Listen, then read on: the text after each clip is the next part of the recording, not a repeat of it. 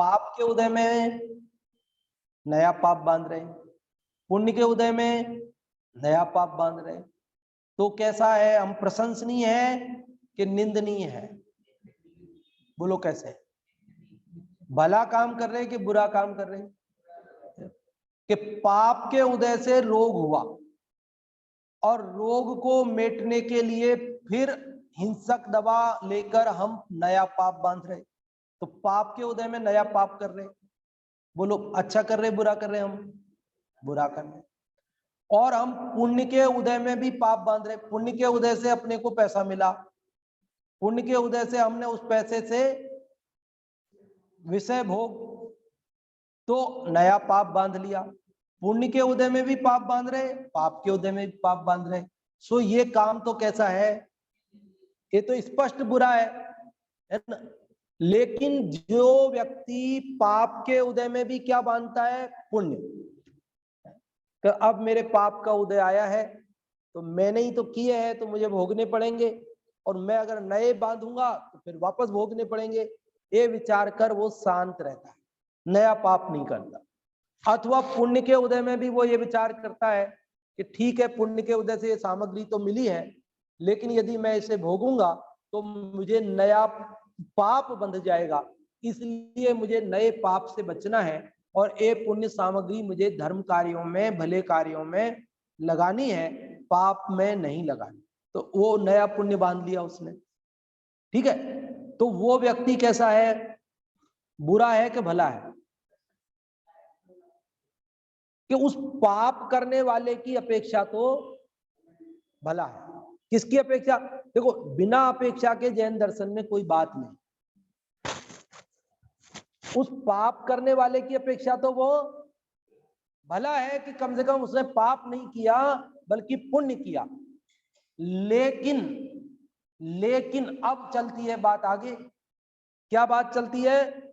यस्तु भयोच्छित्तये, यह मतलब जो, तू तो उभय उच्छित्तये, इसका संधि विच्छेद समझे 4 खंड बनेंगे इस शब्द के। यस्तु भयोच्छित्तये, यह तू छोटा वाला तू, और उभय ये बड़ा तू है ना, तो सामने उभय का उ और तू में छोटे ऊ की मात्रा, वो दोनों मिलकर बड़ी हुई है, तो अलग करेंगे तो छोटा तू रह जाएगा इधर और वो उभय अलग। तो यह तू उभय उच्छित्तये, यह मतलब जो तू, तो जो व्यक्ति तो उभय उच्छित्तये, दोनों का नाश करने के लिए। उभय मतलब दोनों क्या, पाप और पुण्य, अशुभ और शुभ, उन दोनों को उच्छित्तये, उनका उच्छेदन करने के लिए, उनका नाश करने के लिए वो पाप भी नहीं बांध रहा, वो पुण्य भी नहीं बांध रहा। क्या कर रहा है वो? जो पाप बांध रहा था उससे तो पुण्य बांधने वाला भला है। लेकिन जो दोनों ही नहीं बांध रहा है, वो कह रहा है कि नहीं, मेरे को तो पाप भी नहीं बांधना और मेरे को तो पुण्य भी नहीं बांधना। सर्वारंभ परिग्रह ग्रह परित्यागी सवंद्य सताम, ऐसा वह सर्व आरंभ परिग्रह का, परिग्रह रूपी ग्रह का त्यागी, स वह वंद्य वंदनीय है, सताम सज्जनों के द्वारा, सज्जनों के द्वारा सवंद्य वह वंदनीय है। कौन वंदनीय है, कौन नमस्करणीय है? कहते जिसने समस्त आरंभ परिग्रह का त्याग कर दिया है और जो नए पाप और पुण्य को नहीं बांध रहा है, वो सर्वश्रेष्ठ है। बात समझ में आई कि नहीं आई? फिर से अब मैं बोल के आपको बात बताता हूं। जब अपन ने पूर्व में कर्म बांधे थे, वो उदय में आते हैं, उस समय हम अगर नया पाप नहीं बांधकर पुण्य बांधते हैं तो भले हैं, ठीक है, अच्छे हैं, उसको बुरा नहीं कहा। देखो कितना संतुलन है। जसवंत जी भाई साहब, संतुलन रखा गुणभद्राचार्य ने, पुण्य करने वाले को बुरा नहीं कहा, उन्होंने कहा वो अच्छा है, लेकिन उससे अच्छा कौन है कि जो पाप और पुण्य दोनों ही नहीं बांधता है, जो मुक्ति के मार्ग में लगता है, ऐसे सर्व आरंभ परिग्रह के परित्यागी मुनिराज ही वंदनीय है। सर्व आरंभ परिग्रह के परित्यागी कौन है? मुनिराज है। मुनिराजों की महिमा से चित्त आप्लावित है। आचार्य गुणभद्र देव मुनिराजों की चर्चा करते हुए अंदर से भीगे चित्त वाले हैं, उनके प्रति श्रद्धा से झुके हुए हैं, और वे निरंतर इस बात को पिछले कई श्लोकों से कह रहे हैं कि देखो मुनिराज वंदनीय है, जो ना तो नया कर्म पाप बांधते हैं और ना तो नया कर्म पुण्य बांधते, बल्कि क्या करते हैं? निर्जरा करते जाते हैं, निर्जरा करते जाते हैं, लेकिन बंधन नहीं करते। इसी बात को दौलत राम जी ने छेड़ाला में इस प्रकार लिखा, जिन पुण्य पाप नहीं कीना, आत्म अनुभव चित दीना, तिन ही विधि आवत रोके, संवर लही सुख अवलोके। अरे जिन्होंने पुण्य पाप नहीं कीना, क्या नहीं किया? ऐसा नहीं लिखा कि जिन पाप नहीं कीना, पुण्य ही कीना, ऐसे नहीं लिखा। क्या लिखा? जिन पुण्य पाप नहीं कीना। उन्होंने तो क्रम में भी ऐसा नहीं लिखा कि जिन पाप पुण्य नहीं कीना, उन्होंने तो लिखा जिन पुण्य पाप नहीं कीना। वो तो कह रहे हैं कि पुण्य भी नहीं करना और पाप भी नहीं करना, दोनों नहीं करना। फिर क्या करना? फिर दोनों नहीं करना, तो दोनों नहीं करेंगे तो क्या करेंगे? समय सार में आया, शायद एक जगह पे कहा आया कि वो कह रहे जब पुण्य भी नहीं करेंगे पाप भी नहीं करेंगे फिर तो अशरण हो जाएंगे। भाई शरण नहीं बची ना, क्या करेंगे फिर? अभी पुण्य की शरण में जाते हैं, पाप की शरण में जाते हैं जीव, लेकिन अब पाप भी नहीं करना पुण्य भी नहीं करना, तो फिर करेंगे क्या? खाली हो जाएंगे फिर तो। तो कहते हैं मुनिराज कभी अशरण नहीं होते, खाली नहीं होते, उनके पास बहुत काम है। ऐसे थोड़ी कि पाप नहीं करना है पुण्य नहीं करना है तो फिर करने के लिए क्या बचा साहब, आप कुछ करेंगे क्या फिर? तो कहते हैं आत्मानुभव करेंगे ना, है ना, ये काम परमानेंट जॉब है ना, है? बोलो अज्ञानी को ऐसे लगता है, अज्ञानी को ऐसे लगता है तब मैं दुकान पे नहीं जाऊंगा, मैं दुकान पे जाना बंद कर दूंगा, तो मैं करूंगा क्या फिर? हमारे कर्मचारियों में लोगों को ऐसा लगता है जब सरकार हमको रिटायर कर देगी 60 साल पे, फिर मैं क्या करूंगा? खाली हो जाऊंगा, फिर मेरा टाइम पास कैसे होगा? भाई जिसे दूसरा काम ख्याल में नहीं है ना, उसको तो ऐसा ही लगेगा। तो उनको लगता है ऐसे करूंगा, रिटायरमेंट के बाद एक दुकान खोल के बैठ जाऊंगा। नहीं तो ऐसे करूंगा कि कोई समाज सेवा का काम कर लूंगा, कोई संस्था में ज्वाइन कर लूंगा। अरे मुनिराज को ऐसा नहीं लगता कि मैं पुण्य नहीं करूंगा पाप नहीं करूंगा तो फिर मेरे पास काम क्या बचेगा? अरे आत्मानुभूति का जो असली काम है, महत्वपूर्ण काम है, वो करेंगे ना, और तभी जाकर के संवर होगा, निर्जरा होगा, मुक्ति होगी।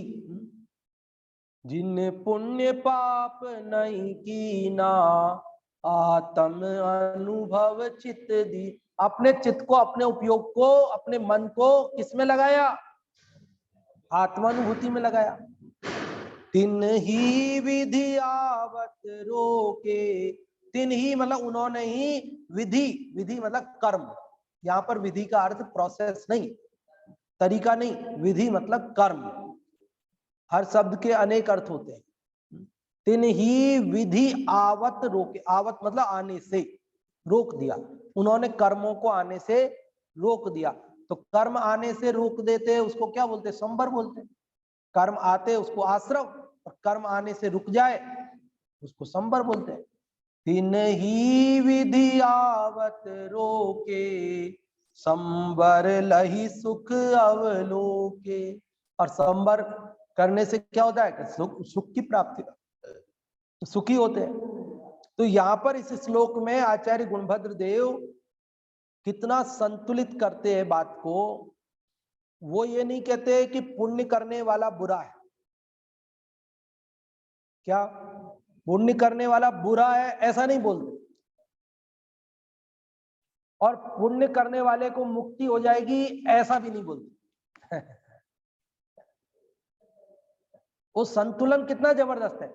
वो कह रहे पुण्य करने वाला भला है, किंतु वंदनीय तो वो है जो पाप और पुण्य दोनों नहीं करे। वंदनीय मतलब भगवान तो वो बनेगा, मुक्ति तो उससे मिलेगी। बाकी तो ठीक है, पाप नहीं किया पुण्य किया, तो इतना काम अच्छा किया कि पाप नहीं किया, इसलिए हम तुम्हारी भी प्रशंसा कर देंगे थोड़ी सी, लेकिन हम तुम्हारी निंदा नहीं करेंगे। ध्यान रखना, तुमने पाप नहीं किया ना, पुण्य में लगे, तो हम तुम्हारी निंदा नहीं करेंगे, तुम भले हो।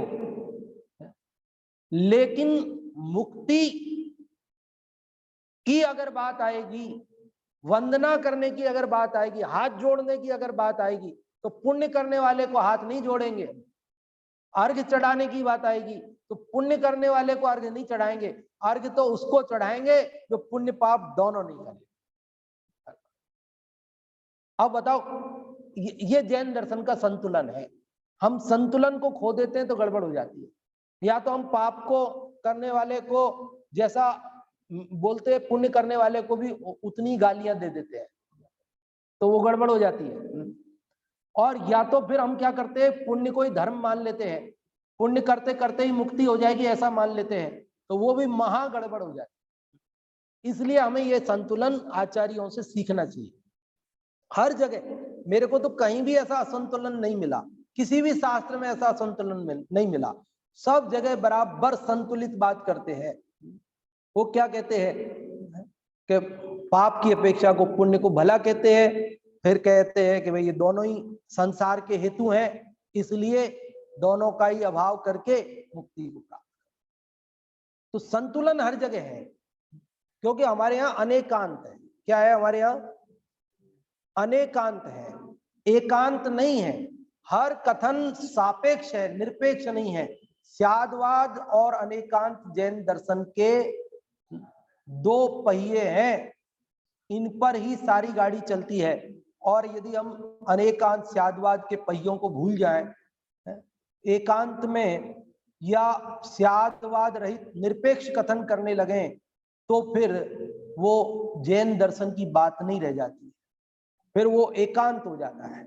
इसलिए वो पुण्य को धर्म की अपेक्षा बुरा है, पाप की अपेक्षा भला है, वो ऐसा संतुलन वहां पर रखना है। जो आचार्य प्रारंभ में आत्मानुशासन में पुण्य करने की प्रेरणा दे रहे थे, जो लोग शुरू से सुन रहे हैं उन्हें ध्यान होगा कि शुरू के श्लोकों में उन्होंने कहा तू तो पुण्य कर, तू तो पुण्य कर, पुण्य कर, ऐसा लगाएगा। तब बड़ा अटपटा लग रहा था हम लोगों को कि ये पुण्य करने की प्रेरणा दे रहे आचार्य गुणभद्र देव तो। लेकिन यहाँ आते आते अब देखो आप कहाँ आ गए, कह रहे भैया पुण्य करने वाला भला है, ठीक है, पाप की अपेक्षा, लेकिन वंदनीय तो वो है जो पुण्य पाप दोनों नहीं करता। देखो अब इसका हिंदी वाला पद्यानुवाद एक बार फिर से पढ़ते हैं, आपको अच्छे से समझ में आएगा। अब अर्थ समझ में आ गया ना। जीवों के जो पूर्व जन्म में संचित कर्म अशुभ या शुभ, उन्हीं दैव की हो दीर्णा, अनुभव करते दुख या सुख। श्लाघनीय शुभ करने वाला, पर जो चाहे द्वय भिन्न से, सर्वारंभ परिग्रह परित्यागी पूज्य सज्जनों से। कि जीवों के जो पूर्व जन्म में संचित कर्म अशुभ या शुभ है, उन्हीं दैव, उनको दैव कहते हैं, और उनकी उदीर्णा से अनुभव किया जाता है दुख या सुख का। और ऐसी स्थिति में श्लाघनीय शुभ करने वाला, शुभ करने वाला, पुण्य करने वाला श्लाघनीय है। श्लाघनीय का नीचे अर्थ लिखा है फुटनोट में, प्रशंसनीय। पुण्य करने वाले को भी पाप नहीं करने की अपेक्षा से प्रशंसनीय कहा। शुभ, प्रशंसनीय, श्लाघनीय, शुभ करने वाला। पर जो चाहे द्वय विनाश, परंतु जो चाहता है दोनों का ही विनाश हो जाए। किस दोनों का? शुभ अशुभ, पाप पुण्य दोनों का नाश हो जाए। सर्वारंभ परिग्रह गृह परित्यागी पूज्य सज्जनों से, वह समस्त आरंभ परिग्रह और घर के परित्यागी ऐसे जो पूज्य हैं मुनिराज, वे सज्जनों के द्वारा पूजनीय है। समझ में आ गई बात? अब अर्थ पढ़ते हैं। इस जीव के द्वारा पूर्वोपार्जित शुभाशुभ कर्मों को दैव कहते हैं। उनकी प्रेरणा से यह जीव सुख दुख भोगता है। जो अशुभ को छोड़कर शुभ को ग्रहण करता है वह भी भला कहलाता है। परंतु जो शुभाशुभ दोनों का नाश करने के लिए सर्व आरंभ परिग्रह रूप क्रूर ग्रह का त्याग करते हैं वे योगीश्वर वंदनीय है। यहाँ शुभ और अशुभ दोनों का नाश करने के लिए समस्त आरंभ परिग्रह रूपी क्रूर ग्रह का त्याग करते वे योगीश्वर वंदनीय। आरंभ परिग्रह को क्रूर ग्रह कहा।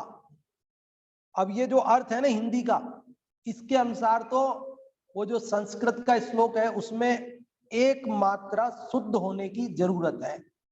चौथी लाइन में जो है ना, सर्वारंभ परिग्रह, ये गृह, ग पर री की मात्रा है ना ऋषि वाली, ये नहीं होकर के फिर आधा र वाला होना चाहिए। जैसे परिग्रह में जो ग्रह है ना वैसा ही ग्रह यहां भी होना चाहिए, क्योंकि उस ग्रह का अर्थ तो ग्रह होता है जो नीचे अर्थ में लिखा है क्रूर ग्रह।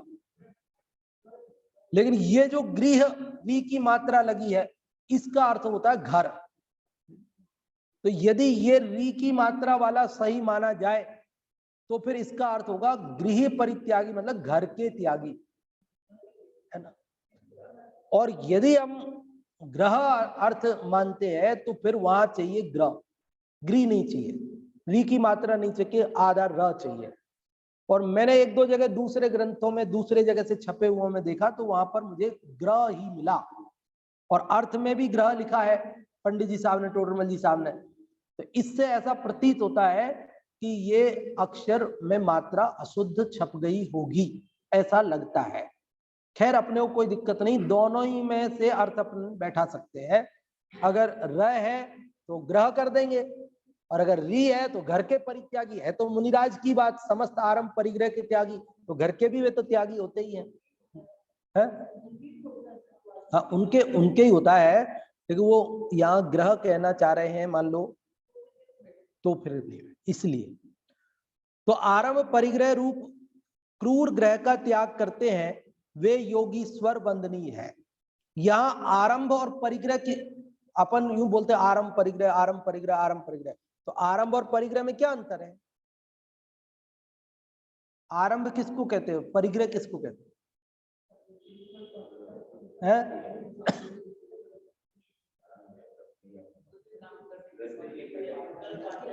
हाँ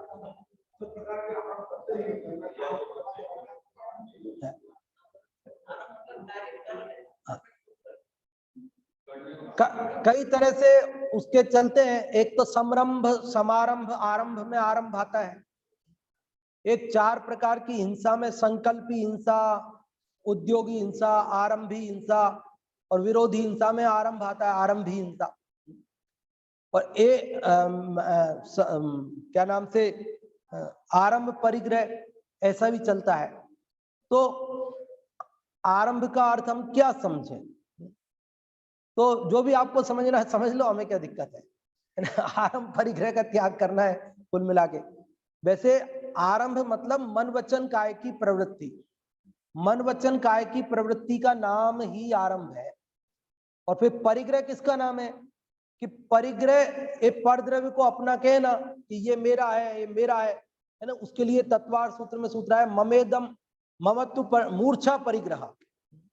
और मूर्छा का खुलासा किया आगे सर्वार सिद्धि वगैरह में, ममत्व परिणाम मूर्छा ममेदम बुद्धि लक, है ना, जो ये वस्तु मेरी है, इस प्रकार की बुद्धि, ऐसे विचार को बोलते हैं मूर्छा, इसको बोलते परिग्रह। तो जब हम कहते हैं ये फोन मेरा है, ये मेरा है, ये मेरा है, तो ये हो गया परिग्रह, ये वस्तु मेरी है ऐसा विकल्प तो है परिग्रह। और बाकी मन वचन काय की जो भी प्रवृत्ति है वो सब आरंभ है। और जब हम आरंभी हिंसा की बात करते हैं तो हम बोलते घर गृहस्थी के कार्यों में जो हिंसा होती है उसको झाड़ू लगाना, पोछा लगाना, कपड़े धोना, खाना बनाना, इन कार्यों में जो हिंसा होती है उसको आरंभी हिंसा बोलते हैं। तो वो भी मन वचन काय की प्रवृत्ति तो है, मन में विचार करते, वचन से बोलते, क्रिया करते, वैसा काम करते हैं। जो भी हो आप समझ लीजिए, आरंभ और परिग्रह इनके जो क्या करते हैं, त्याग करते हैं। आरंभ परिग्रह रूप क्रूर ग्रह का त्याग करते हैं, वे योगीश्वर वंदनीय है। भावार्थ भी पढ़ लेते हैं। जगत के अधिकांश जीव पाप में प्रवीण है। जगत के अधिकांश जीव क्या है? प्रवीण मतलब क्या होता है? कुशल है, कुशल होशियार है।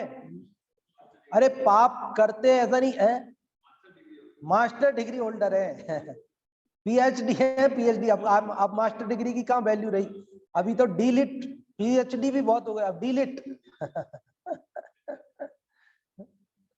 वो उसके लिए आचार्य कुंकुन देव ने अब परस्पर आचार्यत्व करते हैं। काम भोग बंधन की कथा में तो इतने होशियार हैं कि उसमें तो परस्पर आचार्यत्व करते हैं, एक दूसरे को और सिखाते हैं कैसे पाप करना, कैसे चोरी करना, कैसे ये सब झूठ बोलना, वो तो सिखाई जाती, सिखाने में होशियार है। तो जगत के अधिकांश जीव पाप में प्रवीण है। कोई, अब वो पुण्य वाले को क्यों भला कहा, वो सुनो आप, पुण्य वाले को भला कहा ना, तो टोंडमल जी कह रहे कि इसलिए भला कहा क्योंकि जगत के अधिकांश जीव तो पाप में प्रवीण है, अधिकतर जीव तो पाप में लगे हैं। कोई कोई जीव शुभ परिणामी दिखते हैं, उन्हें भला कहा जाता है। कोई कोई जीव शुभ परिणाम वाले दिखते हैं, इसलिए हम उनको क्या कहते हैं, भला कहते हैं। जो शुभ और अशुभ दोनों को छोड़कर मात्र शुद्धोपयोग रूप आत्म स्वरूप में तल्लीन है, उनकी महिमा कौन कह सकता है। देखो क्या कह रहे, लेकिन जो पुण्य पाप दोनों से पार निज आत्मा में तल्लीन है, कि उनकी महिमा कौन कह सकता है। अर्थात उनकी महिमा का वर्णन नहीं किया जा सकता है। वे सत्पुरुषों द्वारा वंदनीय है, उनको हमारा नमस्कार हो। तो ऐसे महामुनि राजों के लिए नमस्कार कर रहे हैं, कह रहे हैं उनकी महिमा हम नहीं कह सकते हैं, जो पुण्य पाप दोनों से पार आत्म स्वरूप में मग्न रहते हैं। यहाँ पुण्य को करने वाले को कितना संतुलित, मतलब अब जब वंदनीय है तो उनको कह दिया, तो पुण्य को बुरा भी कह ही दिया एक तरह से। वंदनीय तो पुण्य पाप दोनों का अभाव करने वाले को कहा उन्होंने, तो उस अपेक्षा से तो वो गया ना, नीचे चला गया वो तो कैटेगरी में, वंदना की कैटेगरी में नहीं आया। तो उसका जो यथार्थ स्वरूप है वो भी बता दिया। और जगत में ज्यादातर जीव पाप में लगे हैं, कोई कोई जीव, इसलिए उसको क्योंकि सर्वथा पाप को बुरा बोलने से, पुण्य को बुरा बोलने से गड़बड़ ये होती है कि वो जो एकाध जीव बेचारे है ना, अब वो भी उसमें लग जाते हैं।